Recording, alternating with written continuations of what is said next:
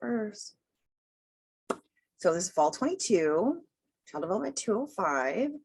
And yes, you don't have to have your video on if you don't want it. Today we're going to go over cultural and linguistic differences in the special education or special populations community. And so there's a lot here. And I'm going to pull up the module so you can see what it looks like and share the screen. Let's do share screen. Let's do this guy. Okay, so here is our Canvas module. You guys see this, right? So this is chapter 3. I moved past the intro. I think you guys got the intro, but as a reminder, I can go back one. It says what we have going on for the week. You guys all know that we have notes that are due Friday, but in flexible on due dates, if you're in contact with me on flexible due dates. So activities discussion board, do the first post by Wednesday. So hopefully you got that in by last night because it is Thursday. And then if not, no big deal. Make up your points elsewhere. Okay. But when in doubt, get your discussion board due first, right? Because the notes can come after that, right? Things like that. So then we do Friday outlines. And again, if you need by Saturday, just let me know. And then the journal reflection is Sunday 8, quiz Sunday 8. You guys got this, right? I know we're only a few weeks in, but I think the pattern is becoming evident. So I think you guys got that. So as the intro, you're going to see a very similar intro every module. This is exactly the same. I cut and paste that. But this is kind of a little intro as what we're actually doing this week. So in regards to the lecture, I do have the PowerPoint and the PDF here. And then again, last semester that I have Professor Fernandez lecturing with me, which is fantastic. And so you guys are welcome to watch either one or both, sometimes getting it twice, especially if you're an auditory learner. That's what I put down here. Put it on in the background while you're folding laundry or whatnot. And sometimes things sink in when you're not really paying attention. I know for me, I'm a visual learner, but my ears are back up. And so sometimes when I'm not, if I'm seeing something and it's still not making sense, I close my eyes and then it almost like isolates the stimulus. Like it's all these things in my visual field are not distracting me so that I can hear better. And then I'll hear it and be like, oh, there it is. There it is. Or I don't know about you. Sometimes I'll put on a movie while I'm doing other things. And the movie's totally different when you're just listening to it. So I just did the Lord of the Rings, like the whole trilogy while I was grading and not watching it, but I can kind of, remember it in my head, but listening to different things was like, oh, okay, I caught that differently. Or the music was amazing right there. Or the made up languages or the emphasis or that kind of stuff. Very, very cool. So again, I will record and post this one. So you guys have options. Fair? Good. So I'm going to download the PowerPoint so we can kind of go through that. But again, you guys have options of downloading it. I know some of you do this on different devices. We've always talked about making our things accessible to anybody with any device. So that's why I put it in a PowerPoint and a PDF. Make sense? Okay, good. So our chapter, oh, and I also want to share with you, I do have, for me, I use the online book from Vital Source. And there she is, your Sana Nieto. And so we have all kinds of, I have the book parallel here too. So if we need to go back and forth for a chart or whatnot, I can do that as well. So let's make sure I have, oops, there we go, the PowerPoint. Yay, Sana Nieto. So I'd like to show you a quick video on her, and I'm going to make sure that I'm sharing it in the proper way to optimize sound. Share. Let's see. We've got all kinds of fun stuff in there. Okay, so when I share the sound, I'm going to optimize for the video clip and close this. And hopefully this is, there we go. Control and click. Okay, and chat. If you're a college student like me, Oh. especially. Oh, okay. Jessica, we'll talk about rubrics later. Is a digital writing assistant. That's what my niece looks like. Okay, good.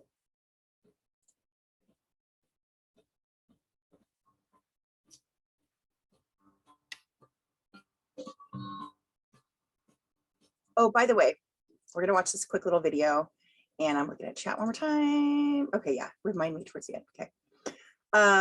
Over here is kind of like this could be part of your reflections, right? So if you like this video with Sonia Nieto, you could, at the end, they always suggest like other videos that are kind of in the same lane. So there's always this stuff over here too. Teach Us All documentary about education inequality. things like that, right? So again, hint, hint for your journal or your deep dive, your reflection.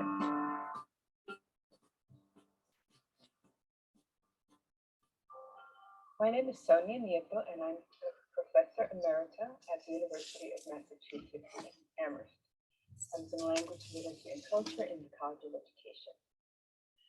I've devoted my professional life to issues of equity, diversity, social justice. And so I worked with a lot of teachers and teachers to be. And so I want to speak for a couple of minutes about some of the work that I've done. My first sole authored book is called Affirming Diversity, and it was first published in 1992. And it's now in its 7th edition, the last 3 editions with my friend and colleague, Patty Bodie. The reason that I want to focus on that book is because it gave me the opportunity to put into words what I had been thinking about for many years as a teacher and then a teacher educator. And that is the significance of diversity in schools and in our society. Our society has always been a multicultural and multilingual society, but it's not something that's always acknowledged or appreciated or respected in our public school system. And having been a classroom teacher, I saw that firsthand. And having been a Puerto Rican kid growing up in Brooklyn, New York, speaking only Spanish when I started school, I also experienced it firsthand. And I didn't think it was fair, and I still don't, that so many kids go to school and their identities are sort of pushed aside. But I think that they're really important to take into consideration. So that's what a lot of my work has been on looking at diversity. And particularly, I've looked at it in terms of race, ethnicity, language, and social class. But I'm interested in diversity of all kinds, of gender, of course, of gender identity, of disability and ability, and so on. So let's think about that for a second. Have you guys ever felt that way in school, that you just have to all be the same? There's times in our schooling where it's like, and there's different, the teachers' pressure versus your peer pressure of how everybody has to be the same. And then we go through these waves of like self-consciousness or self-awareness or not. And then we have to be the same. And then you realize, oh, I'm not all the same. And then hopefully in college, you're realizing that your differences are who you are. So that's developmentally appropriate for young adults to be like, okay, who am I, right? And so I really like that Sonia Nieto, she includes diversity, and she said, I mean, she includes abilities. She said abilities and disabilities. Do you see the difference? It's because think about it for a second. And we did talk, I think, briefly in chapter 1 about the sociological perspective of diversities. Are we saying disability, excuse me, are we saying that people who are disabled need to be like everybody else? Because that's impossible. It's the same thing as diversity. Who you are is who you are. If you have to be like everybody else, that's impossible. So that's why things like social media and Instagram, or everything's just so homogenized and same and have all these filters that make everybody look the same. It's not honest. It's not real. It's not real life. So I'm not going to watch this whole video because we need to move forward, but please watch the end of it. And what I'm saying to you is, as you become an educator, a teacher, or a helper of kids, please work yourself into that.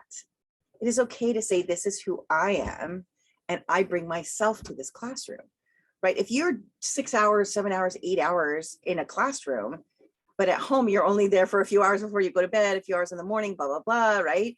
You really are who you are in your classroom almost more than you are at home sometimes. So as you develop yourself as a human being, whether you have disabilities or abilities, we are all diverse. Even I'm diverse, I'm white. I tell people, yes, I'm white, but if I really have to be pushed on my culture, I'm Californian. I was born in Fullerton. Like, oh my God, right?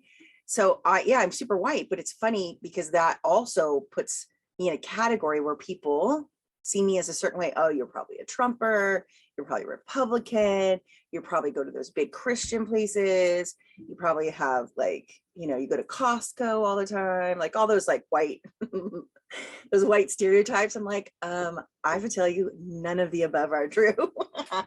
So it's this one thing that as you are developing your diversity and your sets of abilities, just know that other people are doing that too. Other people are doing that too. So there's a lot to learn from Sonia Yentel. She is a leader, but she's also lived through it, which is very, very beautiful. So again, jump in anytime. And then we'll talk about diverse learners a little bit.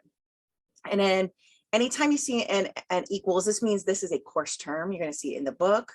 Make sure you know what nativism is. There's a thing about nativism and nationalism. It's kind of funky. Let's go back to the book here. And with nativism, there's always this, our book is a little redundant sometimes. It has introductions to introductions, right? Gosh, look at those sweet girls. So she has makeup on already and jewelry. What's happening here? What are they, like 9? Okay. Does she look like she had, or is she just naturally that beautiful? Shadows.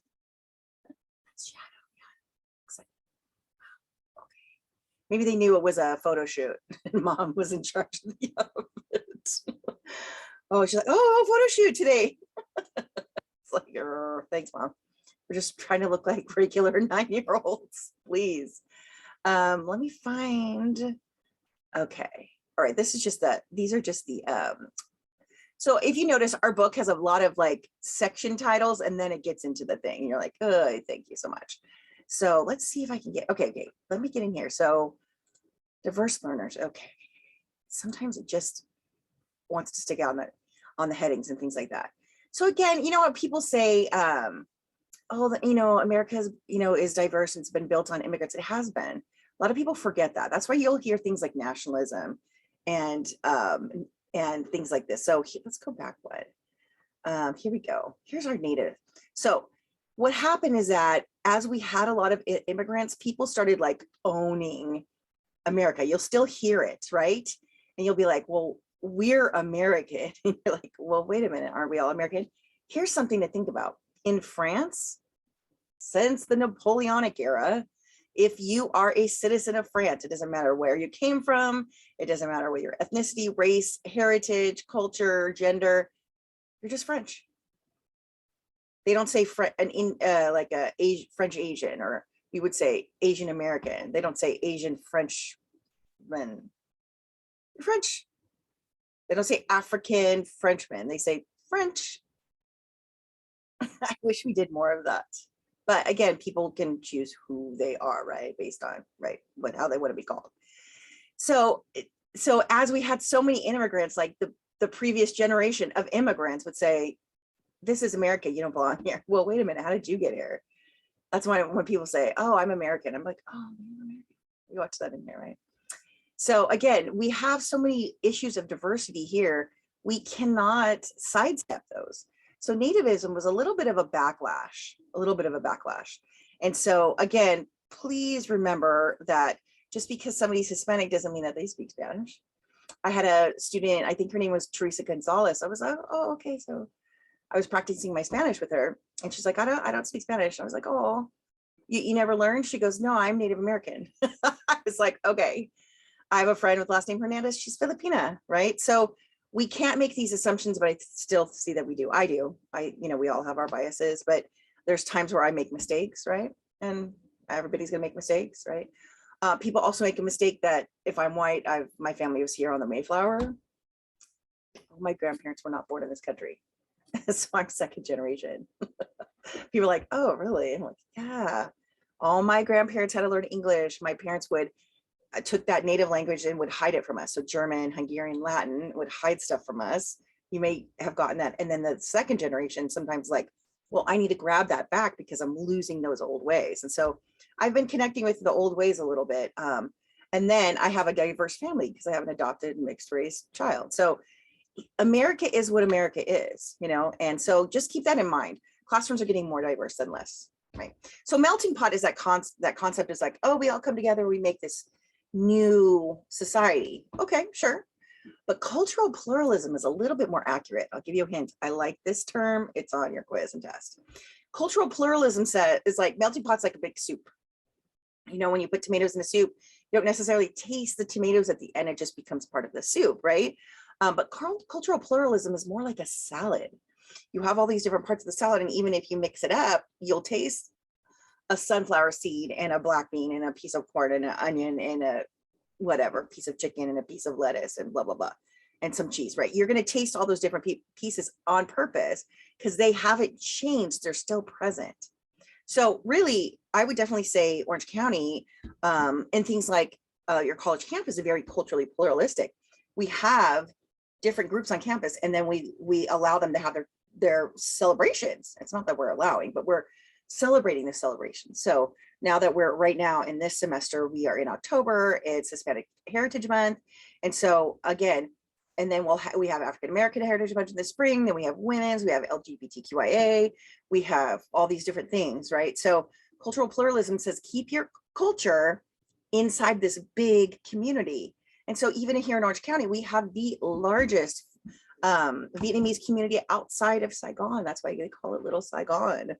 And so you'll see Tet Festival, you'll see Eid festivals here, things like that. We just passed one of the Jewish high holidays. You'll see that here, a smaller community, but you'll see that. Kwanzaa, I've already have a Kwanzaa celebration on my calendar. So we have different things that go on. I just went to Pagan Pride last weekend. So different groups do different things, and it's okay in our society. I mean, there's always protesters. I had to teach my son, we went to Pride we went to like LGBTQ Pride in Santa Ana in June, and I had to teach him about protesters and whatnot. And so everybody's got an opinion, but our culture for the most part here in Southern California, Orange County, we all have our different groups. Again, I live in like North Tustin, Santa Ana. Tustin has like 7 different Indian food restaurants. It's hilarious, right? And then multicultural education just means that we are aware, but not necessarily teach everything about every culture, but we are aware that multicultural issues are a part of our education system. And hopefully you are working in your students. So if you have a student from Cambodia, maybe you want to talk about that. The lady who does my eyebrows, I was like, oh, what language are you speaking? And she said, oh, we're from Nepal. I was like, wow, I've never. And then she's like, oh yeah, we're traveling to Nepal to see it's on that side of the planet. And I was like, oh, is it like, you know, where Mount Everest is? She goes, yeah, but that's the other side, you know. I was like, so I'm assuming it snows in Nepal like all the time. She's like, no, it's like here. It can be hot in the summer there. I was like, oh, see? So it's good to ask questions, right? So again, look at this. This is about 10 years old, almost 10 years old, right? Next year will be 10 years old-ish, 10 years old. But guess what? In Southern California, it's not 50% white. It's more than 50% white. Yeah, and that's okay. That's just part of our area, you know, and parts of like, you know, Texas, same thing. There's going to be more Hispanic than white. That's just how it works. But look, 15% African-American. This is all American school here, all Americans right here. But in Orange County, it's only 2% Black. Did you know that? And a lot of times people think, oh, there's more African-Americans in our country. No. Our entire population looks sort of like this. The African-American community is only 15% of our dominant society. And people are so up in arms about, you know, equality and things like that. It's like, how is that ever going to be equal? It's not. So let's calm down. Look at this purple section right here only represents 5%. But once you break that down, 2 or more races. So my son does qualify. So he's Hispanic and African-American. So that's him. He's here in the 3%. That's funny because I'm way over here. And then 1% American Indian, Alaska Native. That's only 1%. And then not even 0.5% Native Hawaiian or Pacific Islander. Just keep in mind, we didn't ask Hawaii if they wanted to be a state. We just took them over. They were a sovereign nation. So they're considered unceded Native Hawaiians. They're unceded. So yeah, it's not great. Not all of our American history is not all of it's great, right? We've established that. And so again, talking about that diagram there, we use the term ELLs in the book, but the newer term is MLLs, multi-language learners. Because think about it this, I have a student in one of my classes who's Greek and Samoan. Greek and Samoan. And I asked her which language you were comfortable in besides English. And she said, I grew up with a Greek mother and then met my Samoan side, but now I am more comfortable in Samoan. So is she an English language learner? Sure, but she's a multi-language. And there's this thing too, if you really think about it, we have the dominant English in the classroom, and then you've got like maybe your code switching or your half and half on the playground. But then when you're with your family, you're in your native language. So to me, that's almost 3 languages, right? So multi-language learners is the new one, but I leave it here because it matches the book and I don't want anyone to be confused. We will eventually have a new book for this class and it will be OER, hopefully.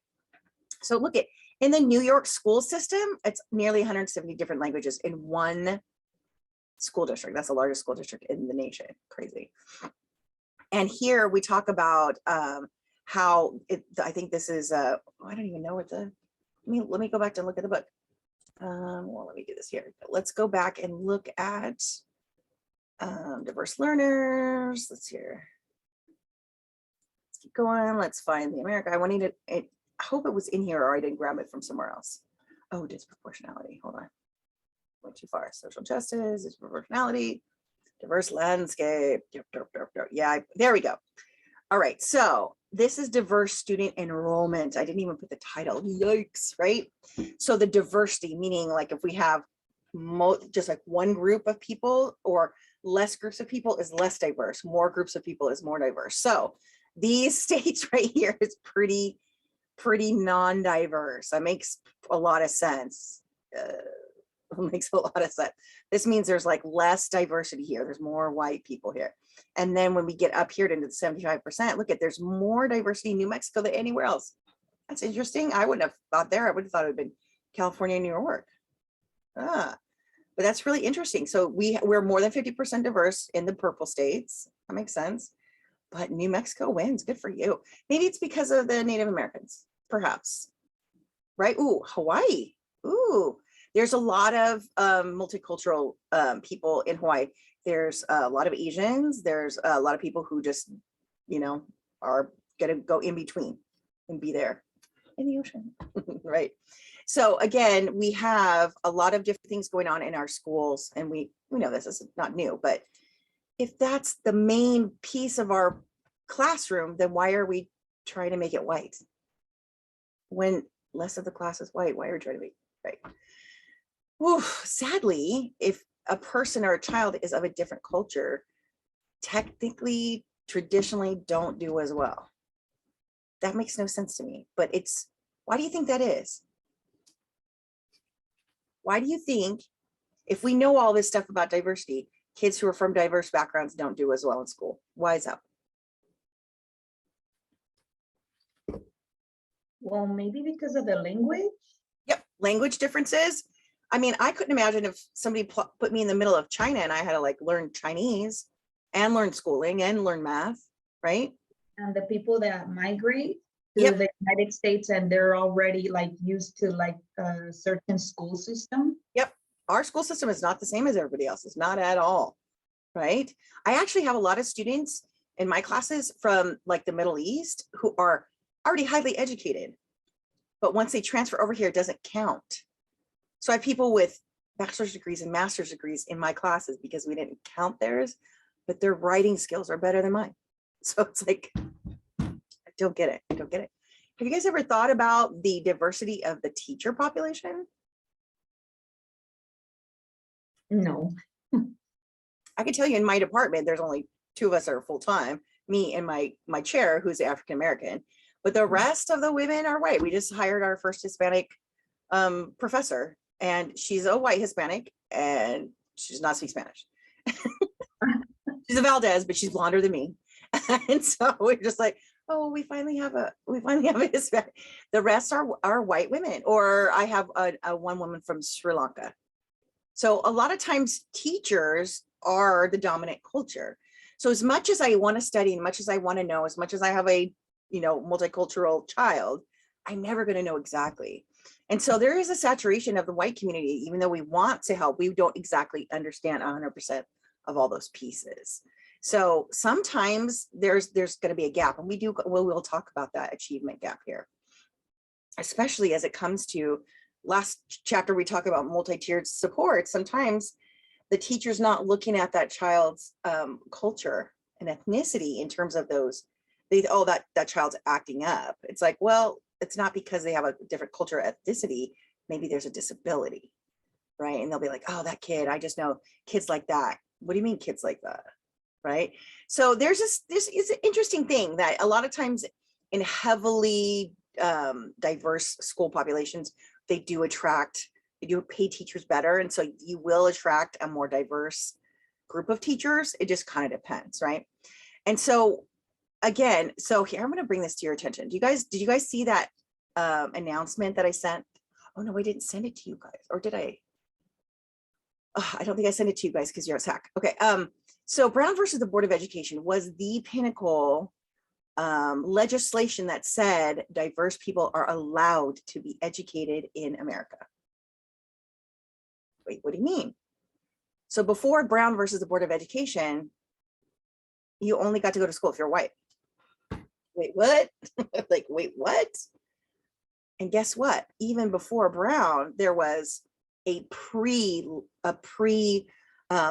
lawsuit that actually paved the way for Brown. And the reason I'm bringing it up is Mendez versus Westminster. Have you guys heard of that one? Mendez versus Westminster? No. Ooh, I just got the chilly willies. So across the street from SAC, there's that Target, right? You know where that Target is? Yeah, and then over on the side, there's like a Carl's Jr. and right behind Carl's Jr. is a school. And it's like Mendez School, yeah? I don't remember. I've only gone like twice to the. Yeah. So there's it's like where the Smart and Final is, and then there's like a Target, and then on the side there's a Carl's Jr. And then like right behind Super Antojitos is like we're there, right? And then so right behind is a Mendez school. There's like 7 different Mendez schools in Santa Ana because the family Mendez was the first family in America to demand and win equal education for their family, their children, their Hispanic children, their Mexican children. So in this, real quick, I'm going to tell you, there's a lot of stuff about this. I think I put stuff in the module too. There's documentaries and whatnot. And so what it was is that during World War II, when Japanese people were taken away from their homes here in Orange County, here in Santa Ana, and they were put elsewhere in internment camps because Japan, bombed Pearl Harbor. They're like, oh, we got to scoop up all the Japanese people because they could be bad, right? And so part of my family's Japanese, so I got that side of the story. So there was farmers here, and there was also other farmers here. And this one Japanese family said, can you watch our land? Can you watch our land? And this Mendez family said, yeah, we'll watch your land. We'll tend your land. When you come back, you're gonna have it back. Because if you give up your land, other people could either take it or, whatever. So you just don't want to and I don't know if you guys know this, but even the Segerstrom family made their money here on soybeans here growing. Like we have good soil here, right? Or we did. And so anyways, the Japanese families were taken away. The Mendez family brought all their family in from Central California, from Mexico, and said, let's get all of our family members. There was again, 4 main families and with all their big families. And so they had a bunch of kids. And so they were here in Orange County, and they took them to one of the only school districts, which was Westminster, and said, here are our kids, give them an education. And Westminster said, no, we don't educate brown children. What? And so the family sued Westminster, and it went all the way to the California State Supreme Court. And they said, you cannot ban any child from education. Every child deserves an education. So that was a huge win. And guess what? Brown versus the Board of Education, the same thing that was happening in Oklahoma. So Brown versus, they took that lawsuit all the way to the Supreme Court, and they won. And so what paved the way for the entire country to educate children other than white children. That started here in Santa Ana. Can you believe that? No, Yeah, isn't this crazy? And then after this became the Individuals with Disabilities Act after the Civil Rights Movement. So we saw that in chapters 1 and 2 about how come disabled people weren't allowed to be educated when all people of different races and ethnicities were. So this paved the way for disability education. Like building a house, you have the foundation, and then you have the walls, and then you have the roof and things like that. So yeah, we have a whole building now because of the Mendez family. It's amazing. I will take an extra credit paper if you watch like a documentary on it and give me a 2-page paper of a reflection. I'll take that for like 10 points. If you guys need it, do it. Yeah, I do have a little thing in there for extra credit, so I'll make sure you guys can see it. Yeah, isn't that amazing? We have, like, honestly, why hasn't it been a movie, right? I mean, like a movie. Like, wasn't there like We Are, that running one about Central California, and Kevin Costner had that cross-country kids team? Yeah, We Are something. McFarland, USA. Yes, thank you. It's a We Are great movie, by the way. Yeah, I could see Mendez being just the same way. Yep. Yeah. So yeah, so here at SEC, we just opened a like a museum thing for that. We just opened it like last week. So that's really kind of cool.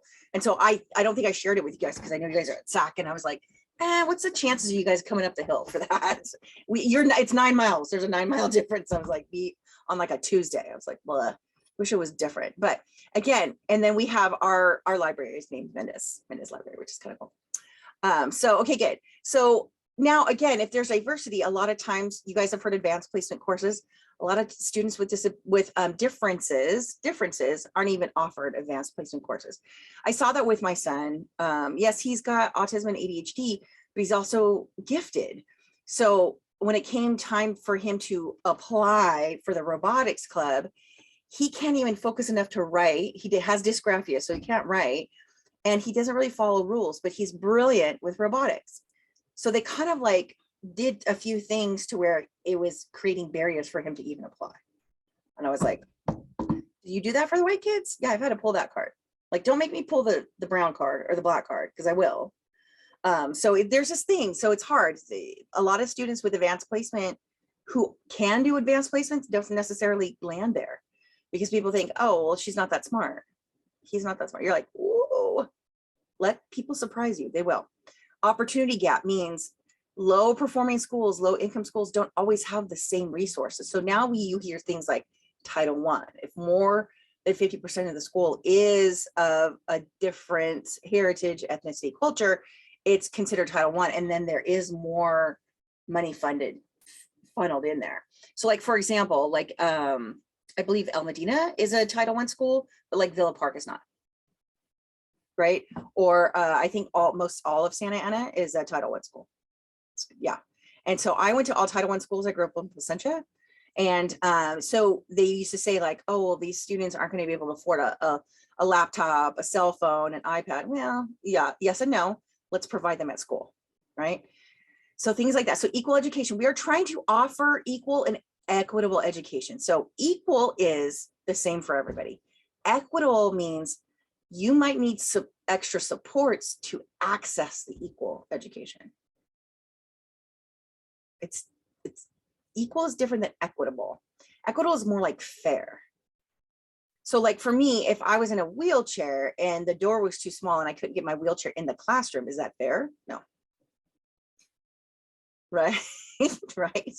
If I'm super ADHD and I can't sit for very long in a seat, but my teacher doesn't let me get up and sit on the floor or walk around the classroom or take a break outside, is that equitable? No. So you'll hear the difference in equity and equitable is the same. It's like we are trying to make everything equals versus equal education is the rules. That's the same thing with the MTSS.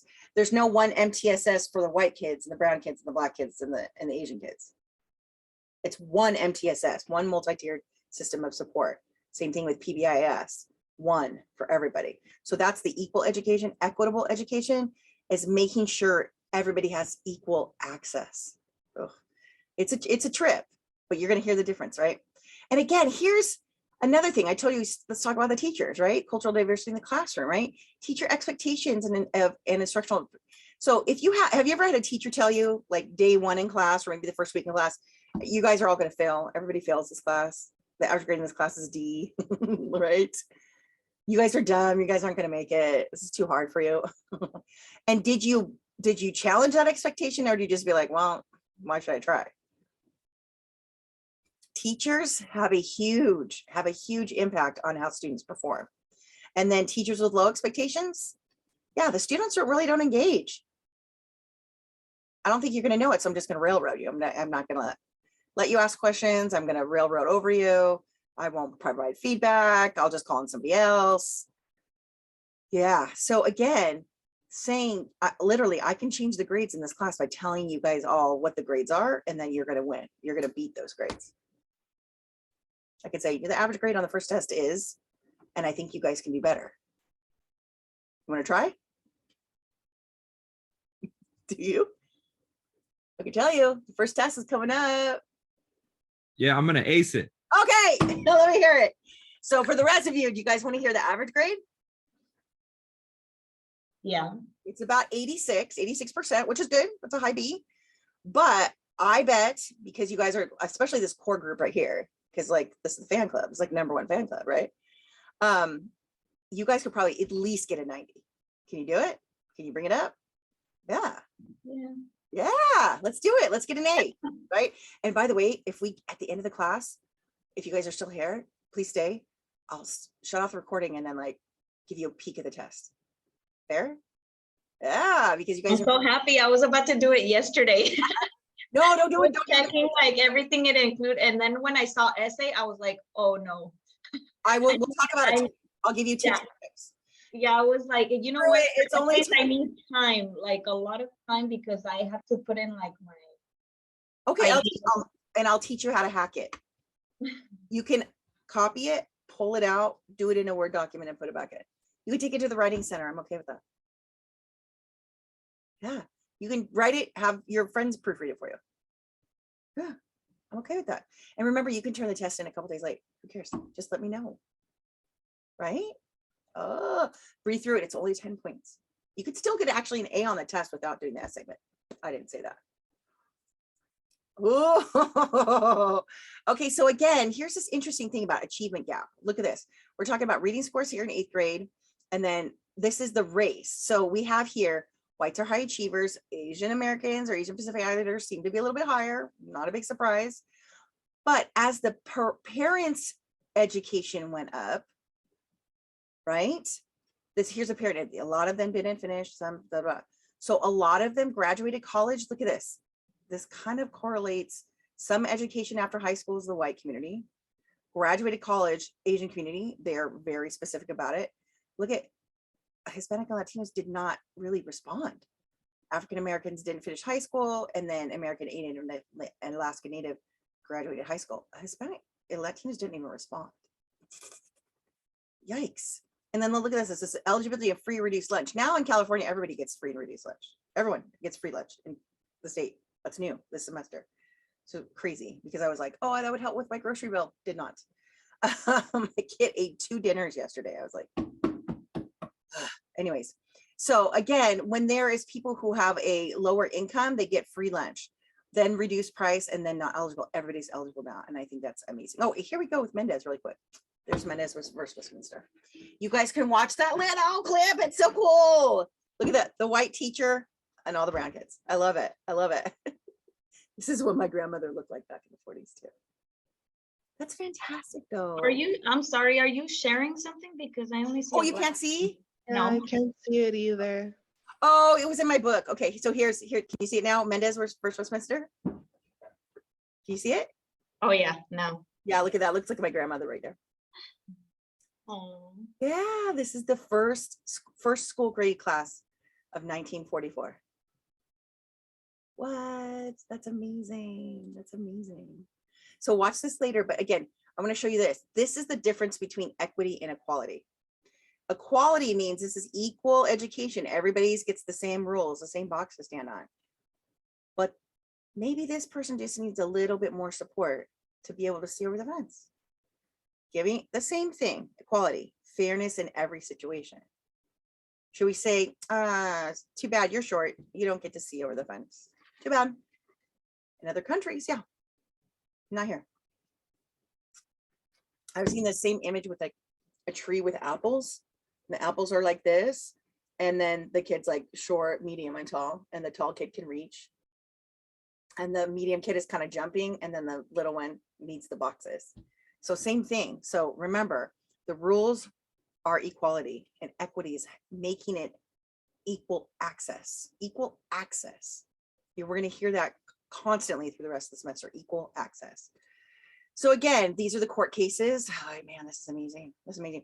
Even still to this very day, Larry P. Ryle says that culturally biased testing resulted in overrepresentation of African-American children in classes for students with intellectual disabilities. They would give them an IQ test, and some of the questions on the IQ test were, who wrote Faust? You mean the 16th century German, like Ashkenazi Jewish German poet? Why would an African-American person know that? I know that because that's my heritage. So then we're like, oh, you don't know that, you're stupid. So you're intellectually disabled. So you're going to be in special ed. So my son now with African-American heritage is not allowed to have an IQ test in the public schools because of Larry P. Riles, which is fine. I paid for it privately. Yeah. Okay. So I love this. It just gives me the chilly willies. I should have probably put that up there more. Now, disproportionality means that we've talked about this before about 10% of any public school is identified with special needs that needs a 504 and IEP, right? So that means that 10% of the Hispanics, 10% of the African Americans, 10% of the Asians, 10% of the Native Americans, and 10% of the white kids. Now, check this out. Some cultures don't recognize special needs or special disabilities, especially the Native American culture. They just say, well, like if somebody's like gay, they call them of two spirits. It's not a problem. They don't look at that as something bad to fix. And so a lot of times in certain communities, especially the Asian community, they don't often recognize if something's different about that child. They just go, okay, you just need more tutoring. I worked in Little Saigon in multiple houses for over a year, and it was evident that disabilities were just almost considered a shame on the ancestors. It's tough. So you'll see certain families from certain cultures not even report, and there's white families who do too. There's like, oh, I don't want that to go on my child's record, so she needs some help in math. It's not going to keep her from, her credit score from going up, right? So look at this. So if we're saying, let's say just for math, make math easy. If there's 100 kids on campus, 10 kids are going to need a 504 and IEP. Okay, makes sense. But if 50% of that 100, so 50 of them are white, what's 10% of 50?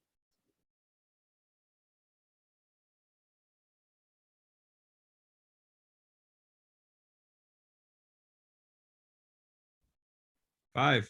Very good, thank you. 10%. So 5 of those kids should be, right? So if it's 100, 10% is 10, 5 of those kids should be white, right? What you see when you see disproportionality is that specifically, let's say 20% of that population of the 100, 20 were Hispanic.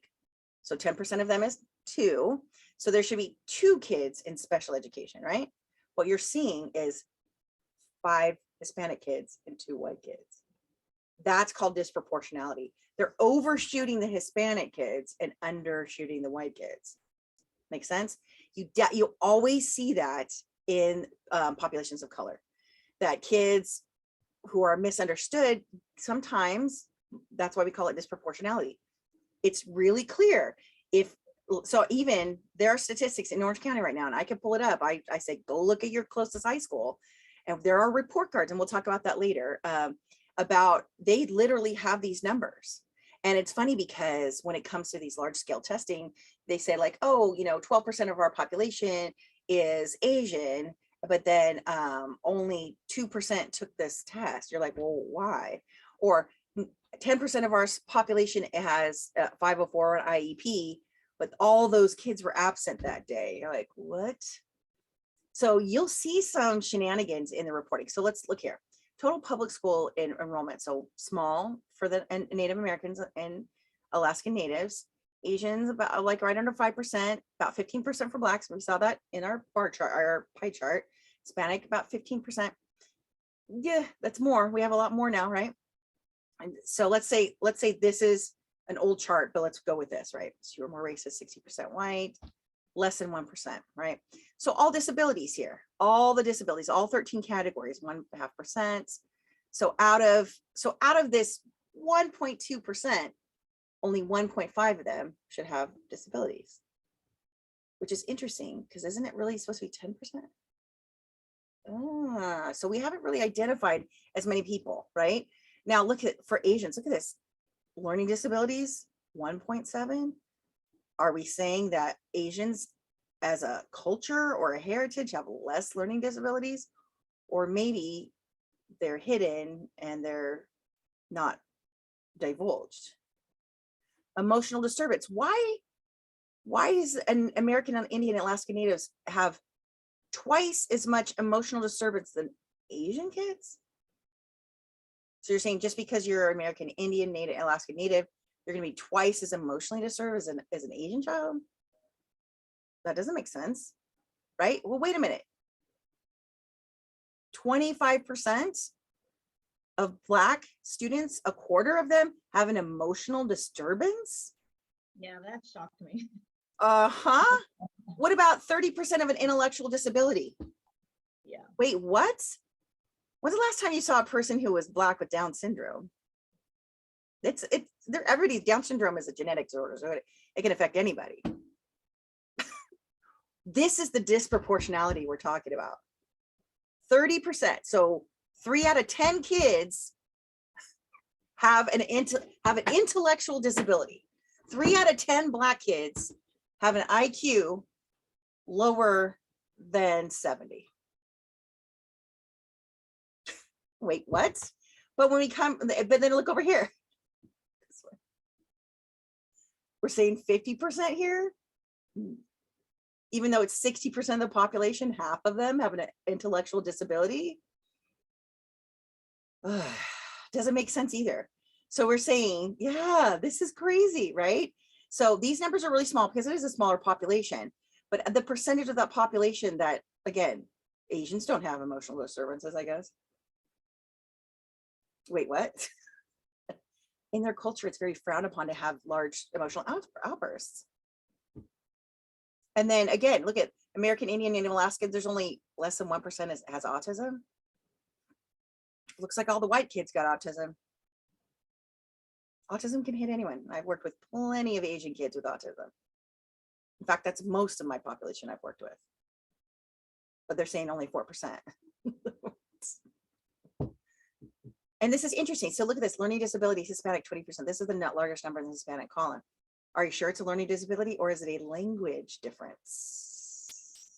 But if you can't learn English, that doesn't mean you have a learning disability. That means that English is hard. We come up with rules and then we break the rule 2 seconds later, but we've borrowed half of our words from Spanish and French. But then we break the rules again. It's like so annoying. So annoying. So this is what we're talking about, the disproportionality. It's these numbers are not equal. And a lot of this has to do with bias. Here's, guys, go down the rabbit hole on this one. We don't have time to do it today.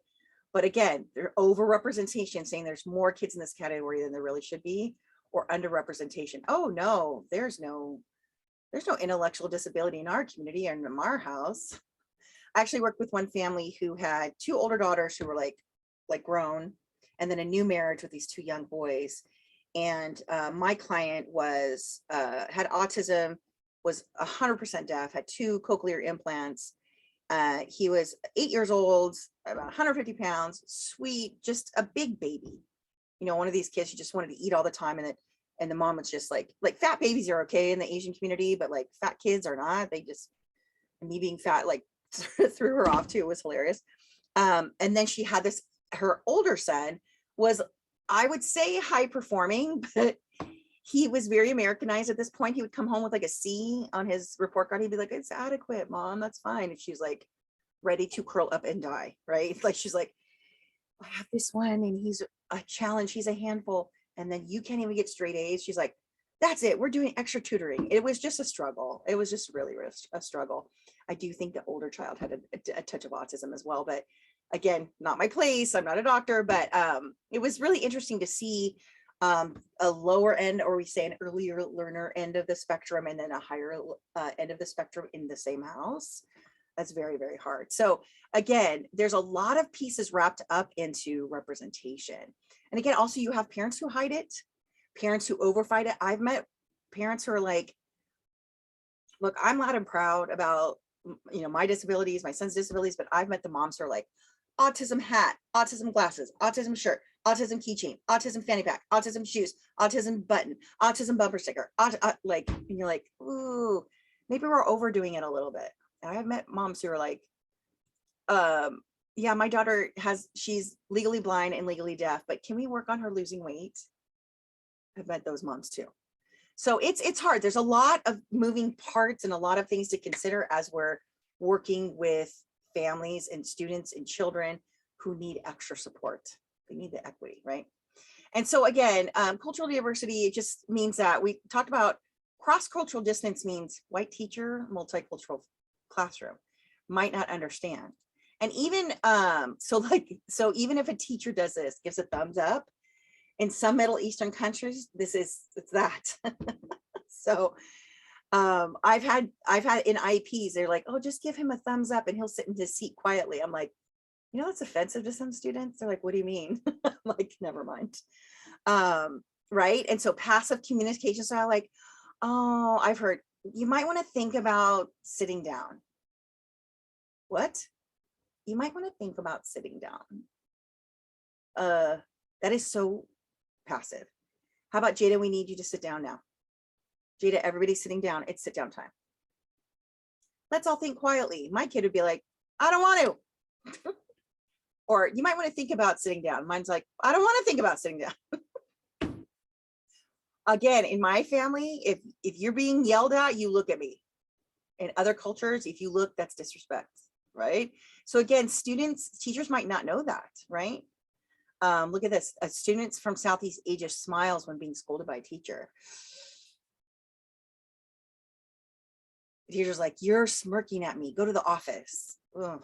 So these are pieces, and there's always a lot of trainings out there on cultural diversity and how we can be sensitive to other cultures and whatnot. I would tell you something that popped up here on our campus.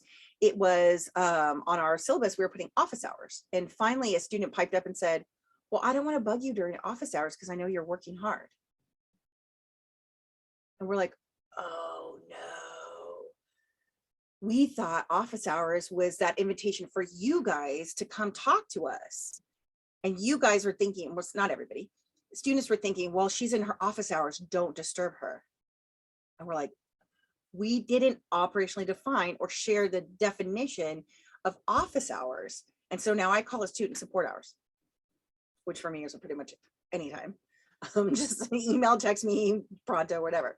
But here's the thing, it was pushing students away just because it was an institutional language that we thought other people understood. We as a culture, as teachers, trust me, we can get high and mighty sometimes. We thought, oh, you guys know what that is. How come they're not calling us? How come they're not coming in? How come they're not contacting us? That's why you hear me all the time. Let me know, contact me, stay in touch. I'm kind of pushy about it. So, and again, there's things that can be learned in the classroom about cultural diversity and things like that. Again, so again, I told you the chair of my department, she's Black, she's African American, she prefers that term. And she's like, she asked me the other day, she's like, we have a Black Legacy Center at SEC. And she's like, but you know what? I think you should be on it. I'm gonna invite you. We need white people, we need allies, it's like the same thing with the LGBTQIA community. It's like, it can't just be the people in the community beating the drums and saying like, you know, understand us and learn more about us and accept us. It's got to have allies. And same thing with the event that we had here at the library regarding Mendez versus Westminster. She's like, my chair, she's like, in the African American community, like they're like, only Black people show up. She's like, this was a Hispanic dominated, like primarily a Hispanic event. She's like, I felt the need to support them as well. And she's like, I was the only Black educator there. So she's like, I want to make sure that we are being equitable and fair to support all kinds of different people, right?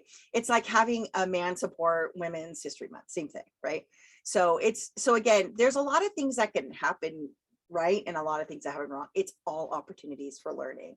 I had to teach my son the other day because he was like, well, where are you from? Like, things like that. It's like, well, yeah, I'm from Orange. Like, what do you mean where I'm from? So we have to be more open, where you're going to hear the term microaggressions, and things like that will show up more. And we'll talk about those as we move forward in each chapter about like, well, you really don't look disabled. People say that to me all the time about Einstein. Well, he looks fine. What do you mean he looks fine? Well, he's kind of, he looks normal. Depending on my mood, man, I'll be like, well, so do you. And here we are. I've had some issues with people. Like, you just have to like kind of breathe through it, because some people just don't even know what they don't even know. When he was little, he has an afro. When he was little, I had a couple people say, well, do you perm his hair? Catch me on a weird mood and I'm like, yes, I perm his hair.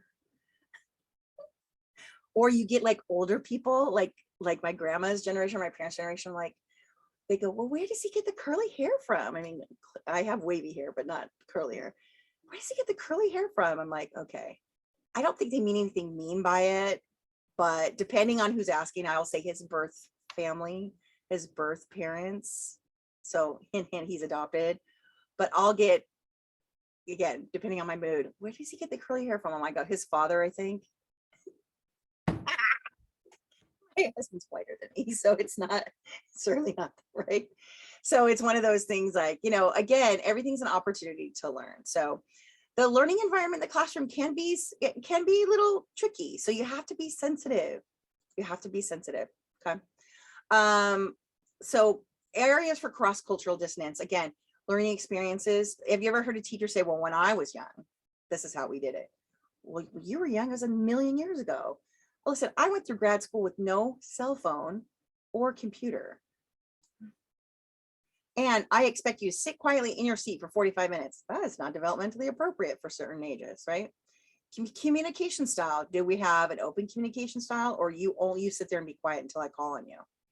Or are you represented in the curriculum? Is your name on the quiz? Is there posters in the classroom about you? Do we talk about different cultures, or we just wait for Hispanic Heritage Month? Right? So again, there's different ways of preventing this cross-cultural dissonance and making sure that you are constantly being self-reflective. That's huge. As a child development major, we do have a self-reflection class.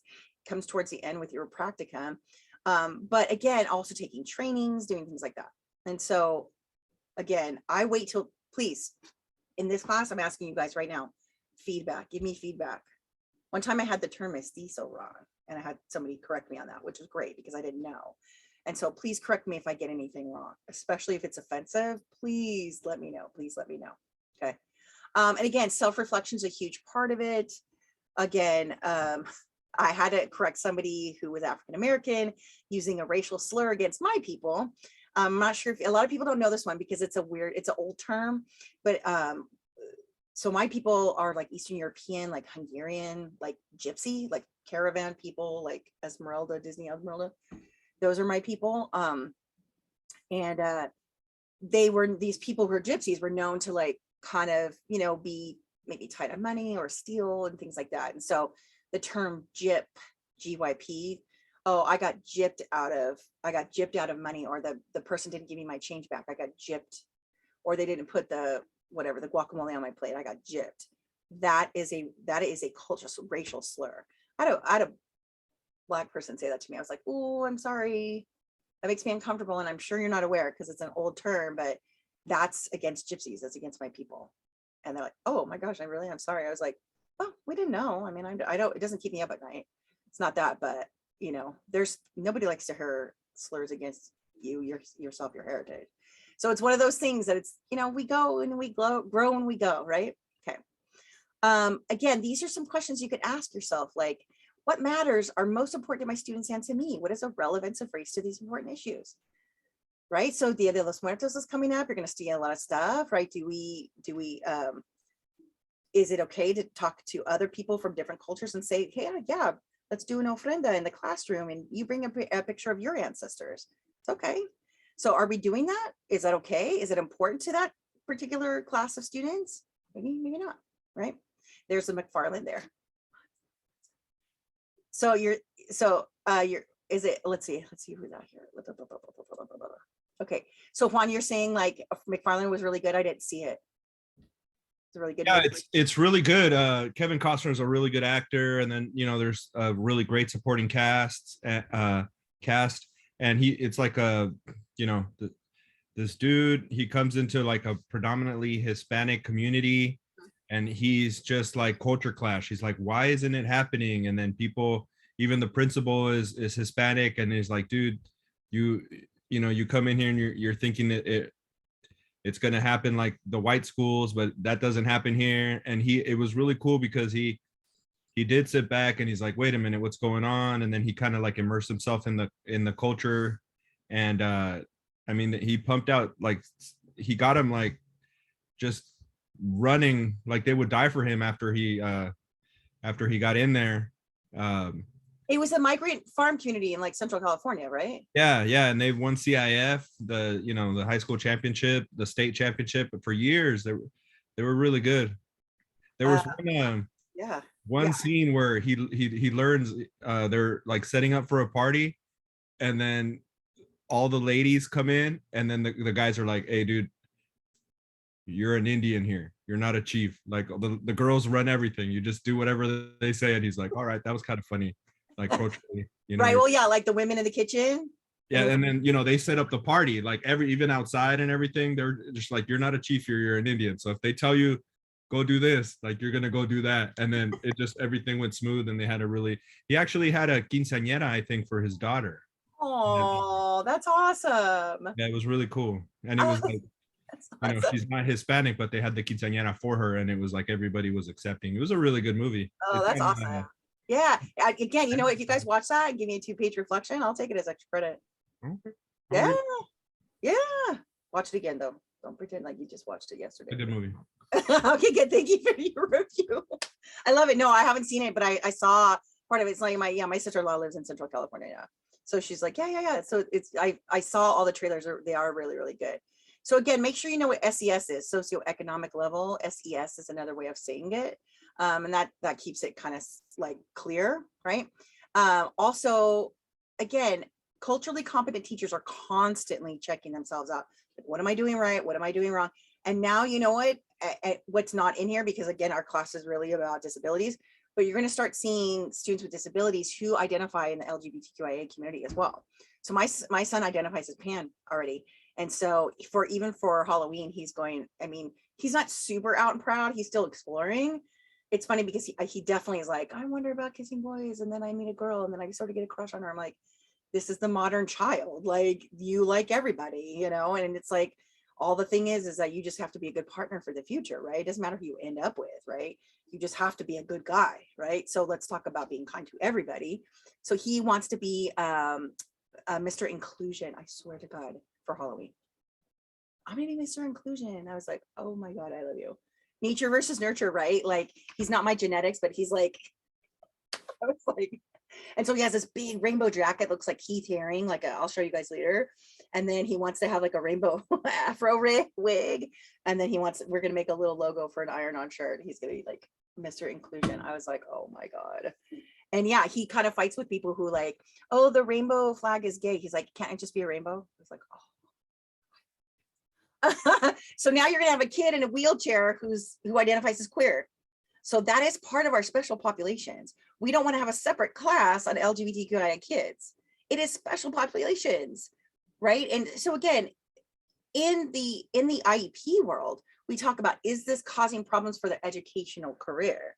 If their gender identity is not causing problems, so maybe with their peers, we'll talk about social skills as maybe a goal, but we'll talk about that in the next chapter. But again, culture, the gay community or the LGBTQIA community is a culture.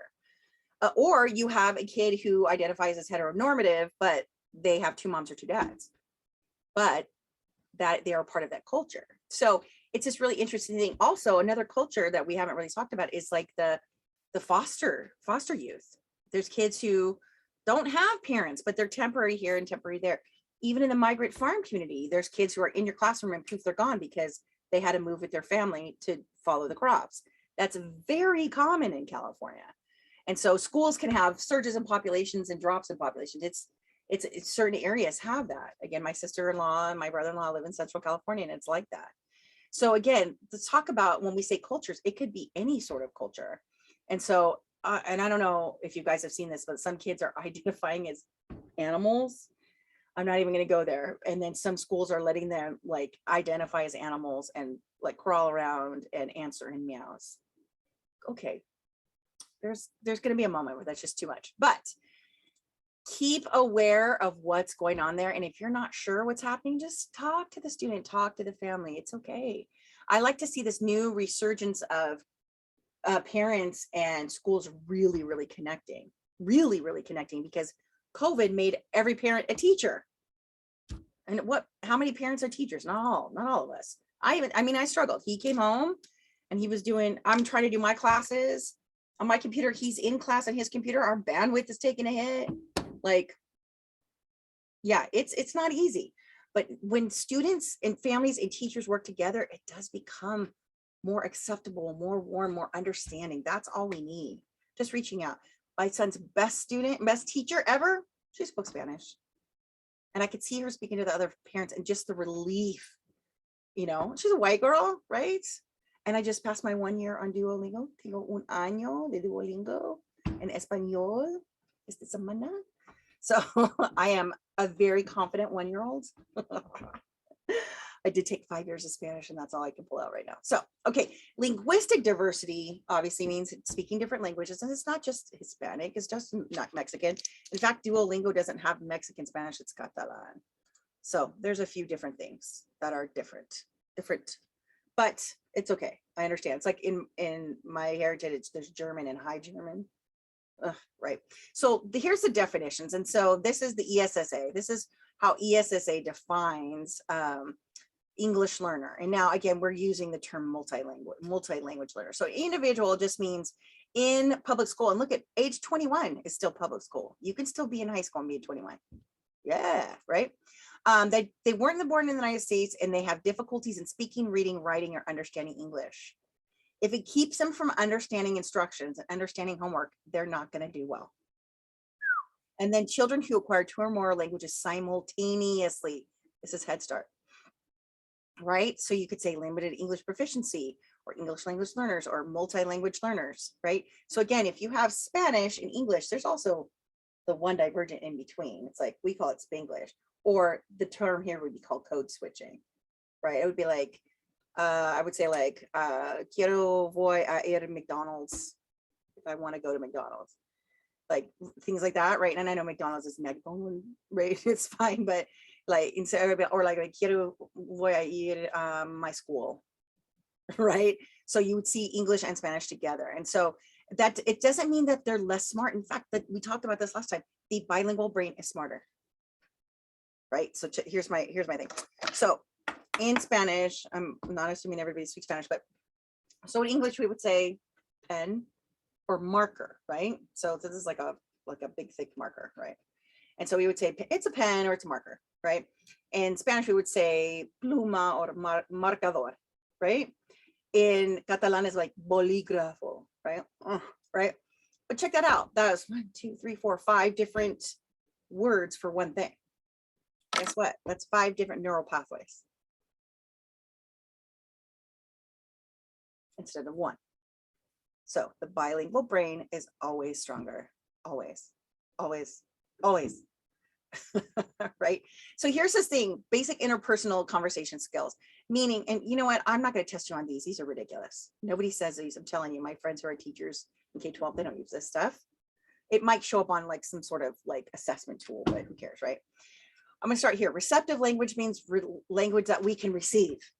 Like, I get what you're saying to me. I understand what you're saying to me.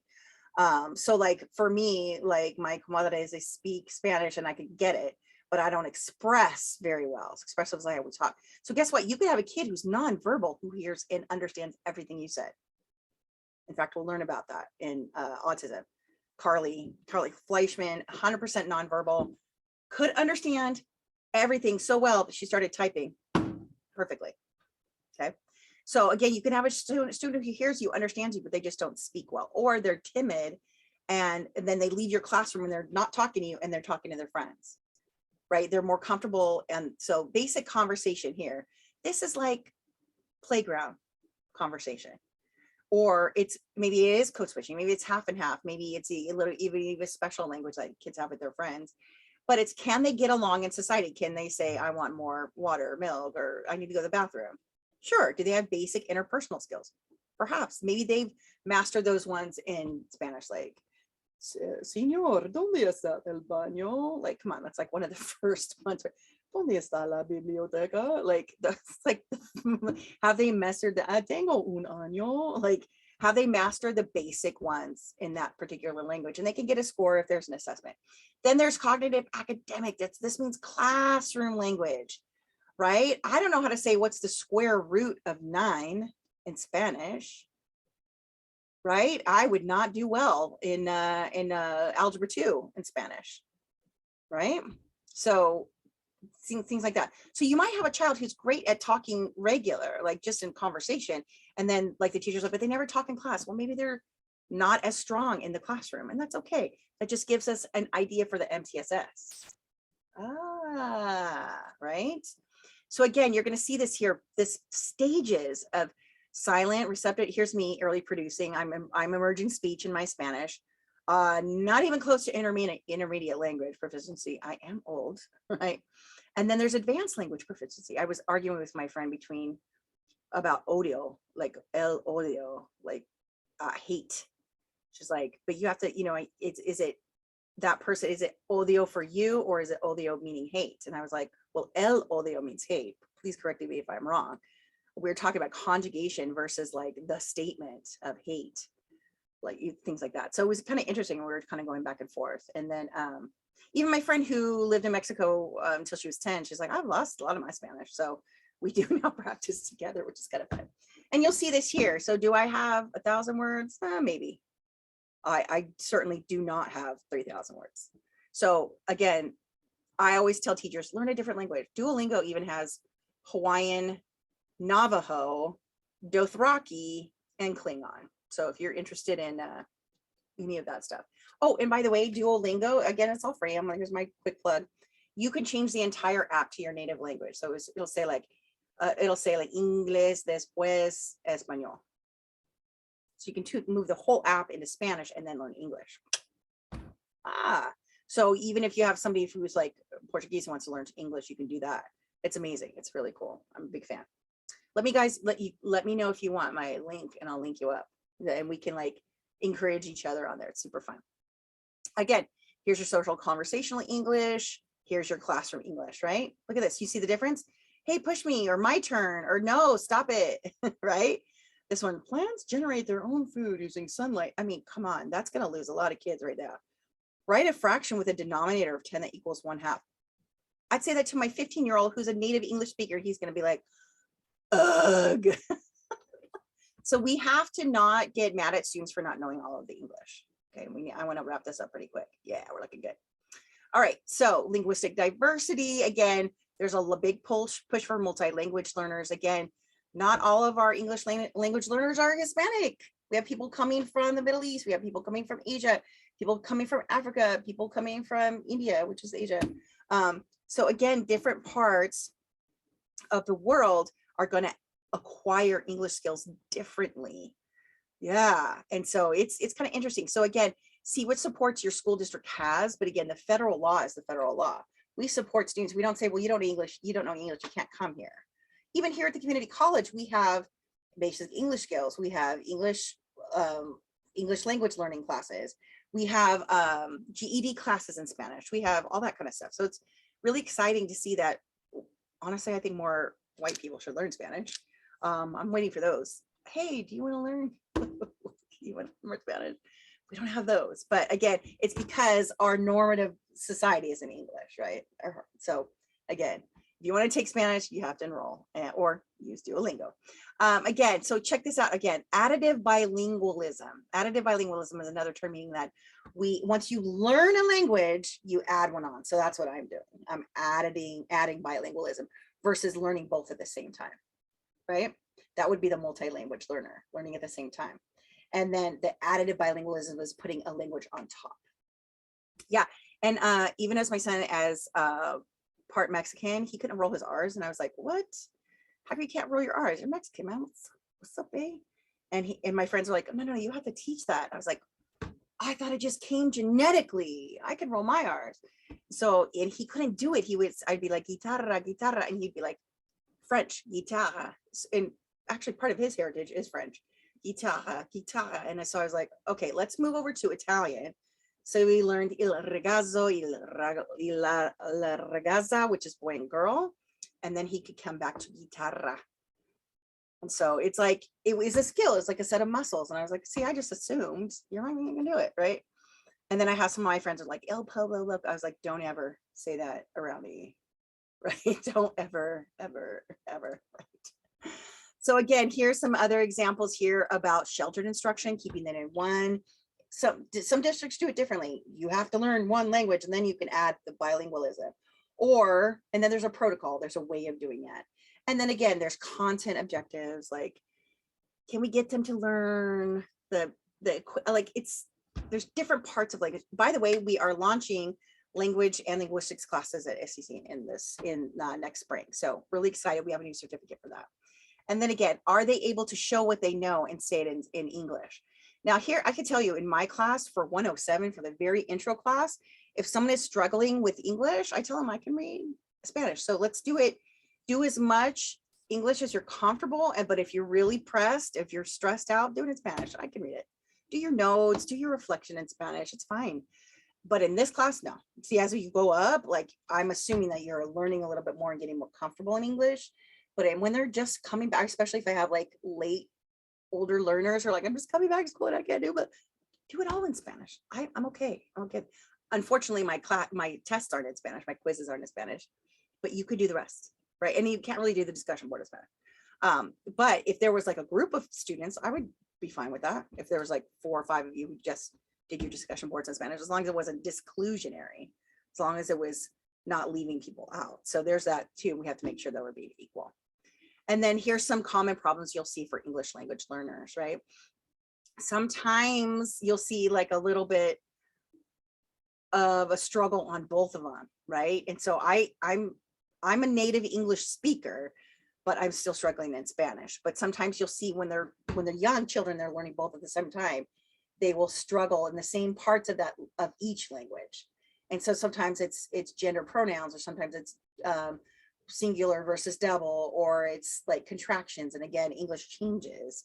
And so there's different ways of doing this. And there's some teachers who just specialize in this. So if you want to learn more about that, let's take that English language learners classes. Yeah. And that's run by one of our very, very highly educated and sweet professors, Professor Johnson. And she's amazing. She had a preschool in her home for 17 years. She has 2 master's degrees. She's amazing.